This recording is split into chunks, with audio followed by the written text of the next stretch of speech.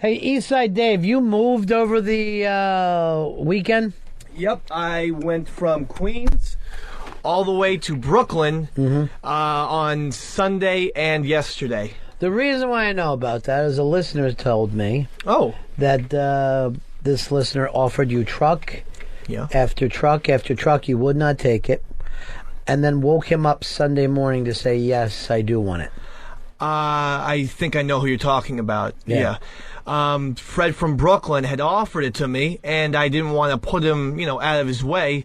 But then Pitts comes over to my house to help me move in a Mercury Tracer, which could barely fit, 4 people, let alone a whole apartment. So what did you think Pitts was going to have? Pitts told me he was going to have an SUV, a truck. He kept saying that for weeks. SUV is not a truck that you can move with. But that's what he told me, and he comes. Well, how are you going to move stuff with an SUV? You need a big truck on moving day. All right, but I mean, it still was better than a Mercury Tracer. Pitts' automobile is tiny, so at that point, I got nervous, and I did email. How are you going to move a bed with an SUV? Oh, I just left the bed there. We ordered a new bed, and I just left the bed there because. What did you have worth moving? I had my television. I had the dresser was the big thing. We have a big kitchen table, some chairs, and a couch. How are you going to get those things in an SUV? You got to have a truck. Well, I figured if you put it in the back of the SUV and maybe kept the SUV door open in the back and tie it. What was it like moving this ham and egger? It was the biggest clusterfuck I've ever experienced in my entire life. I never said I had a truck, but I went to his house saying, okay, there's going to be some boxes, it's just going to be some stuff, and then when the SUV gets here, I will help with that. So I get there, and it looks like a fucking bomb went off in his apartment. There's clothes everywhere, DVDs everywhere, dirty dishes, just fucking ashtrays full of cigarettes, and I'm like, Dave, what the fuck? I didn't come here to pack your shit. I came here to move your shit. I thought that was implied. When you ask someone to move, no. I thought they're going to help you put things in the boxes. Absolutely not. Never. So then Dave was like, well, I'm kind of hungover. Can you start putting stuff in bags? So we didn't even have moving boxes, Ron. We had plastic bags, just put all his shit in, and then we filled up maybe 40 plastic bags. Garbage bags, yeah, and they're easy to move. You just put them in a sack over your shoulder. How are you going to get 40 garbage bags into an SUV? I don't know. I mean, why don't you ever plan anything in your life? I thought I had it, and it dawned on me on that Sunday, all right, I'll take up Fred's offer. I don't know why he would be so... He's sleeping. It's 9:30. Yes, don't call my house at 9:30 in the morning. I wouldn't. I will fucking lay you out. I wouldn't call your house, but I thought Fred's an early riser. But if somebody's offering you, here, I want you to take a truck, I want you to take a truck. You can't call them that day and say, I want the truck now. I didn't think I was going to need it until that day. So that day, I decided, all right, I'll take him up on his offer. What is that? Yes, it's bad. It's really rude. Don't you you don't get manners at all. Another thing was that Dave didn't really research where he was moving in Brooklyn, so he was living close to J Street, and Fred was on Avenue K. So Dave thought because J and Clay are next to each other in the alphabet, they were close. But it wasn't. So I had to drive 40 minutes through Brooklyn to pick up this van, only to come all the way back to Queens to start over again. Who would make these crazy streets? J Look at a Street. map. J Street, K Street. I mean, I thought the van would be only a block away. Did he do anything well? Did he do anything right about He did this? nothing. We packed, we moved. The only thing he helped lift was the couch because it took 4 people to move. So basically, we were the moving company that worked for pizza. How's his new apartment? It's gorgeous. Yeah? I don't want him to live there. Thank you. Yeah, I have a very nice apartment, but I did a lot of... I put... How'd you get that new apartment? I got it because my chick was friends with the former tenants there. All right, so without her, you got nothing happening right now. That's true. This was your time to be the new married guy, the guy that's making things happen. Right. Moving day is guy day. Yeah, I thought I was doing a lot. I offered the guys, Ron, I got the guys 3 pizzas and some Cokes. I thought that's like a nice thing to do. You know what it cost you to move if you would have hired somebody? $4,000. All right, I didn't know it was that much. I tried to offer... Why wouldn't you at least check to see what things cost before you do anything? It seems like you didn't look at a map. You didn't think about packing. It seems like you only thought about this the day of moving. Well, one of these guys had a map. He has a computer in his car. So he was going to do MapQuest while driving, and we were going to follow him. I thought that's a great plan, you know? But my thing was, I've always helped people move, and I don't have a problem with it, but... I do. I do not help people move anymore. I'm out of that. Those days are behind me. I just didn't realize how much, it takes, how long it takes. It's so annoying. I mean, to move. Especially when you don't do anything, it takes a long time. Here's our buddy Fred from Brooklyn. Hello, Fred. Hey, what's up, guys? Hey. First off, Dave, you came from J Street, J-A-Y Street. I'm near Avenue K on the alphabetical side of Brooklyn, not on the street side where it's J Street. Completely different end.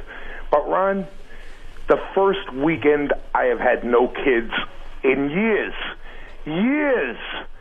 I've been offering them for close to a month for box trucks, vans, anything I can offer them. They're moving to Brooklyn. Let me help them out. Even Friday night, they don't need anything. Everything's cool. They even said we have 2 pickup trucks. I said, it might be raining. You sure you don't want a box truck? No, everything's cool. So everything's going great all weekend. I'm spending time out with the wife. I stay out late Friday. Just a great weekend, kidless. And we stay out late Saturday night. And then 9:30 fucking Sunday morning, he's ready for the van. I'd be out of my mind. 9:30 Sunday. And that was the first call. He said, Fred, would it be all right if I could use the van? Pitsy came over in a Toyota Corolla. I said, sure, no problem. He never calls me back. I had to call him back an hour and 15 minutes later and say, you want the fucking van or what? What are you doing? I got a day to prepare for here. So then Pitsy will meet me at my office at 12 to pick up the van. Pitsy shows up at 12:50. My day is half over. I'm in my shorts and a T-shirt here trying to give the guy a van. And because Pitsy showed up at 12:50, I had no assistance in cleaning out this work van. So I'm cleaning out soot. I'm cleaning out fucking dirt. I'm shoveling shit all by myself in the rain. And look, come on, Dave. This is really, seriously. But this come is off wrong. on your end and be responsible, Dave. All right, but the thing is, because he offered on Friday night, I thought, I wasn't going to use Fred, but then he offers on Friday night, and I said, thanks, Fred, for the offer. Dave, I'll take you up Sunday. Dave, I've been no, you didn't say that. You said, no, we're okay. Then you called him Sunday morning. If you say okay on Friday, then he has time to get all this stuff together. Absolutely. You didn't do any of the general work. You didn't do any military planning that it takes to move. On that end, I fucked up. But I'll say this, I didn't want to put you out, Fred. That's why. And then when Pitts shows up in this Micro Machines vehicle that I couldn't believe, I had no idea. I then needed you, so it was an emergency. Dave, when I offered and had time to prepare, you wouldn't have been putting me out at all. I got guys who would have cleaned the van, had it ready to go, sitting there so Pitsy could just drive up and take it. Guys who get paid to do this. Right, but I wasn't even... Now you're having Fred out there shoveling. But on Sunday morning.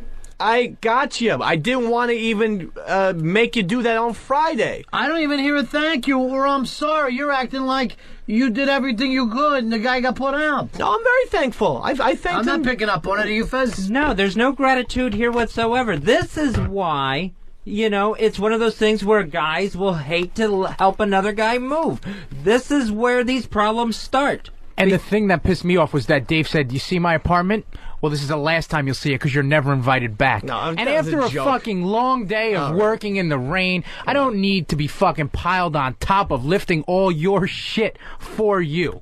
We were busting balls. We were having fun. I would have walked off the job, Pitsy. There was no way I would have stayed there as long as you did. I left. There was still even more trips to be made, and I told him that was it. 7 hours was enough for me. He did leave early. Pitsy came over, returned the van, and just got the fuck out of there. And I even made a call. Afterwards, I said, Dave, is everything cool? Why don't you come take the ride back with Pitts?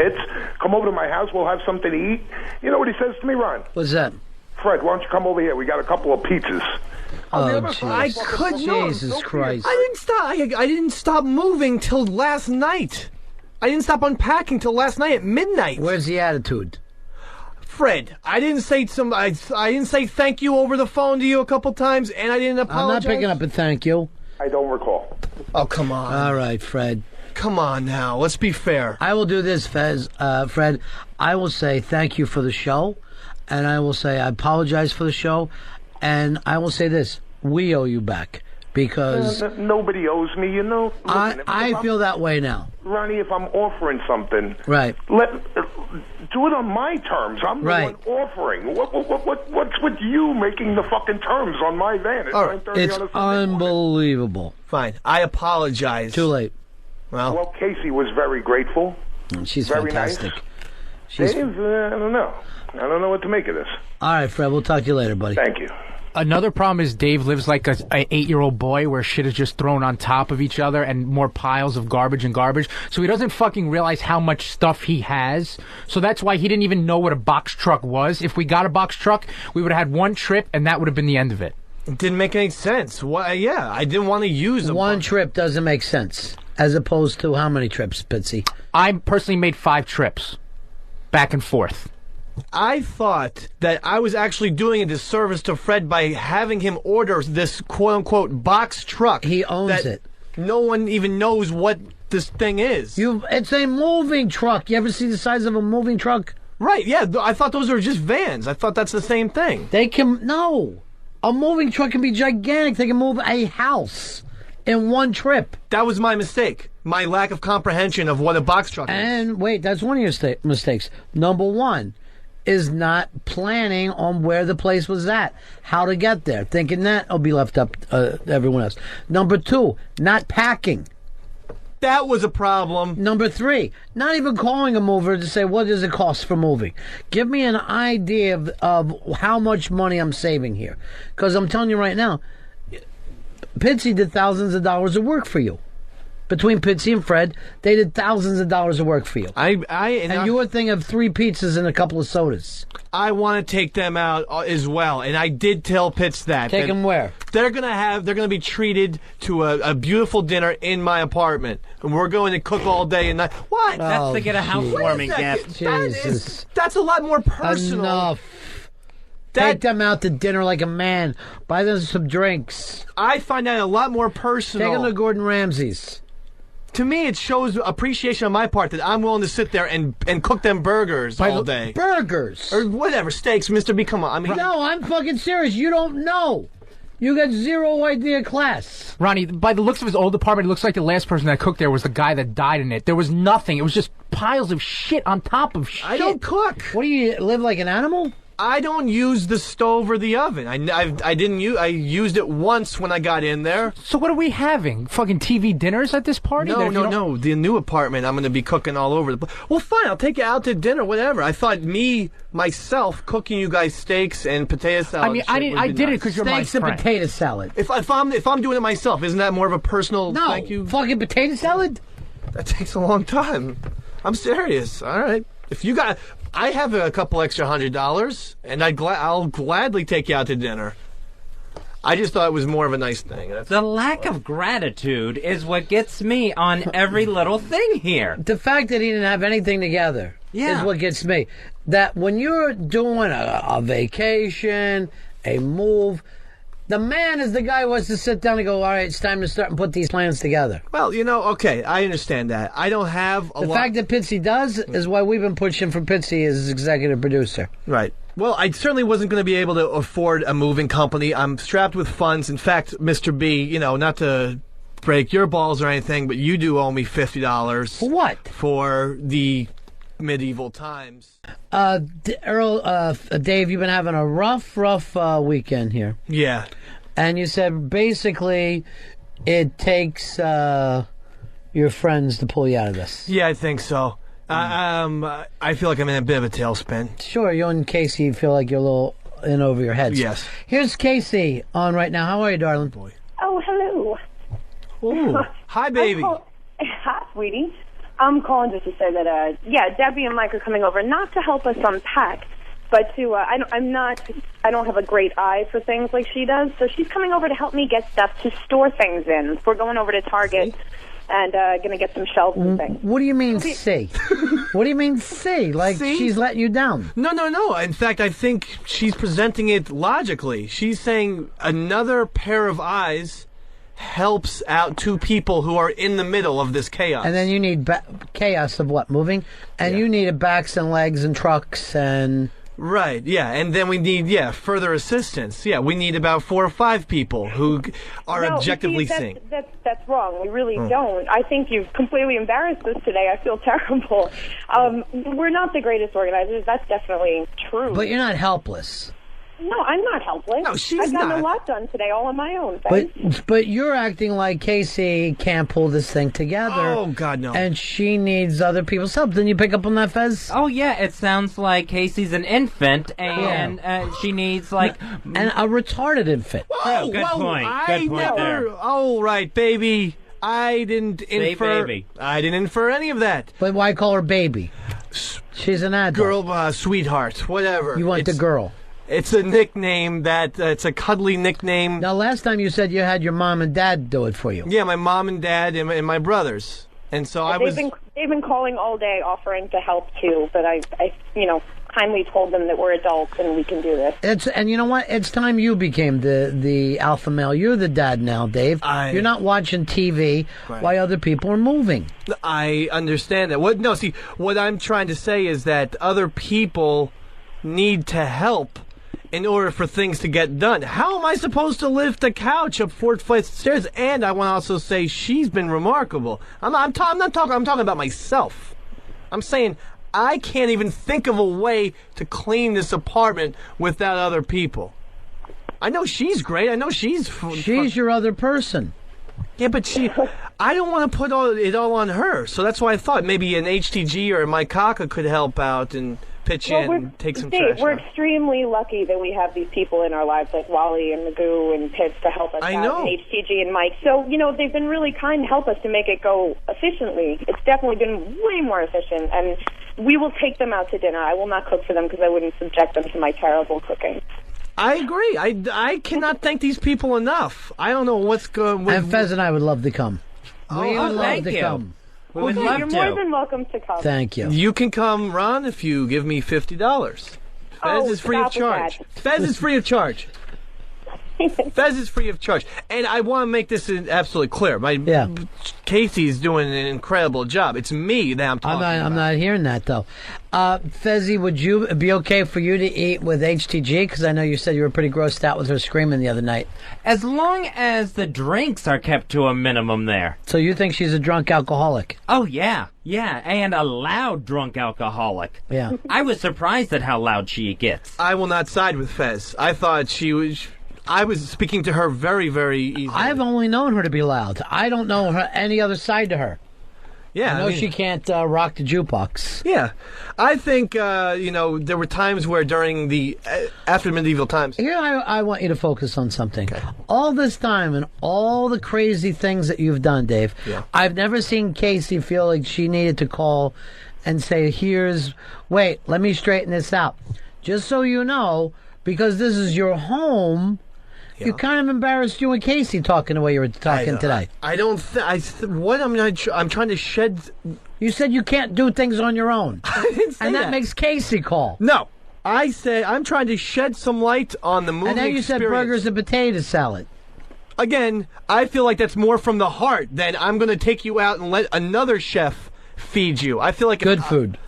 Well, that's your opinion, Ron, but you never ate my potato salad. But if I make it with my hands, I feel like that's more personal. Oh, that just got to me. I feel like that's a hell of a lot more intimate and, appreciative. All right, Casey, thanks for calling, darling. Okay, thank you to everybody who helped us out. All right, bye. Thank you. Bye. And I believe I thanked people. You're in a little bit Dutch with your wife.